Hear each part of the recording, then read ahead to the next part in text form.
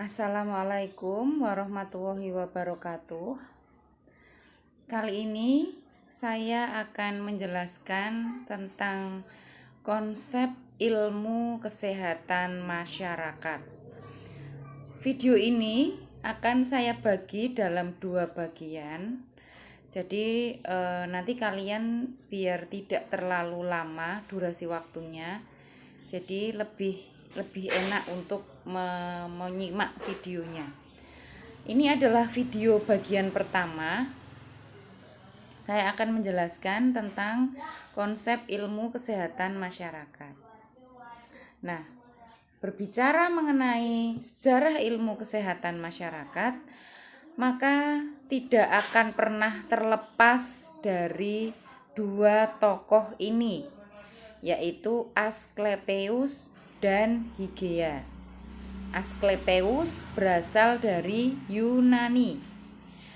Asklepios mengobati penyakit dengan cara pembedahan atau yang kita kenal sekarang dengan metode kuratif atau pengobatan.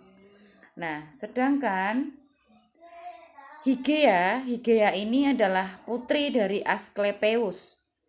Hygieia mempunyai teori yaitu pencegahan penyakit melalui kebersihan dan sanitasi, atau yang biasa kita kenal sekarang preventif atau pencegahan.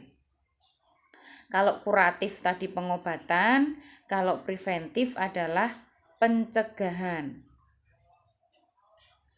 Nah, ini kuratif versus preventif. Kuratif dan preventif merupakan dasar dari perkembangan dunia kesehatan. Jadi karena ini dasar, jadi kalian harus tahu konsep dasar dari kuratif dan preventif. Kuratif yaitu pengobatan dengan cara diobati, tapi preventif adalah melakukan pencegahan. Contoh, sebelum kita sakit, maka kita harus melakukan pencegahan penyakit. Dengan cara apa? Dengan cara yang pertama, mengubah gaya hidup kita menjadi gaya hidup yang lebih sehat. Misal melakukan olahraga, rajin berolahraga. Dalam satu hari kita mengusahakan minimal 10-15 menit kita sediakan waktu untuk berolahraga. Yang kedua, menjaga jam istirahat misalnya. Jadi jangan tidur terlalu malam, jangan tidur terlalu lama, jangan juga tidur terlalu sedikit. Jadi waktu tidurnya harus pas. Ini contoh-contoh contoh-contoh pencegahan yang bisa kita lakukan sebelum kita sakit. Nah, bagaimana periode perkembangan kesehatan masyarakat? Nah, ini periode perkembangan kesehatan masyarakat diawali yang pertama yaitu dari periode sebelum ilmu pengetahuan. Sudah ditemukan dokumen-dokumen tertulis tentang mengatur air limbah, peraturan air minum, dan sebagainya. Jadi di periode ini sebenarnya sudah ada dokumen-dokumen tertulis. Sudah dibangun pembuangan kotoran umum seperti WC.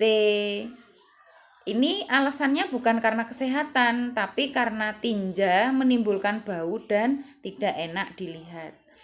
Jadi pembuatan septic tank sederhana itu sebenarnya sudah dilakukan di periode ini, di periode sebelum ilmu pengetahuan.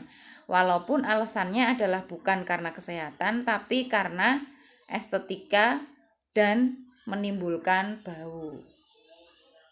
Nah, yang kedua adalah periode sesudah ilmu pengetahuan. Kalau tadi sebelum ilmu pengetahuan, kalau yang ini sesudah ilmu pengetahuan. Mulai ditemukan berbagai macam penyebab penyakit dan vaksin sebagai pencegah penyakit. Louis Pasteur berhasil menemukan vaksin untuk mencegah penyakit cacar. Joseph Lister menemukan asam karbol untuk sterilisasi ruang operasi. William Marton menemukan ether sebagai anestesi pada waktu operasi. Mulai tahun 1908, sekolah kedokteran mulai menyebar ke Eropa. Jadi dalam periode ini sudah mulai ditemukan vaksin-vaksin untuk mencegah penyakit. Nah, bagaimana dengan perkembangan kesehatan masyarakat di Indonesia? Perkembangan kesehatan masyarakat di Indonesia diawali pada abad ke-16, yaitu pemberantasan cacar dan kolera.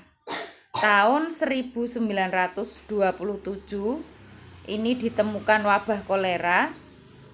Kemudian tahun 1937 wabah kolera Eltor. Dan tahun 1948 ditemukan wabah cacar. Tahun 1807, 1930, dan 1952 mulai ada pelatihan dukun bayi untuk penurunan angka kematian bayi. Selanjutnya, tahun 1922 pes masuk ke Indonesia. Wabah pes masuk ke Indonesia di tahun 1933 sampai 1935. Ini ditemukan terutama di Pulau Jawa. Tahun 1935 dilakukan penyemprotan DDT dan vaksinasi massal. Tahu ya, penyakit pes adalah penyakit yang vektor pembawanya adalah tikus. Jadi ini dilakukan penyemprotan massal.